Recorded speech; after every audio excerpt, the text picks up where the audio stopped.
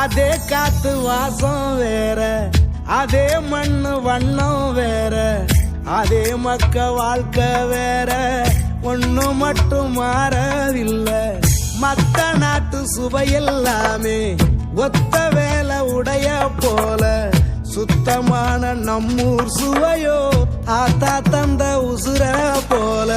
மூட்டி பாசம் கொட்டி சமைச்சது திண்டுக்கல் தலப்பா கட்டி, நெய்யூத்தி நேசம் கொட்டி இழுக்குது திண்டுக்கல் தலப்பா கட்டி.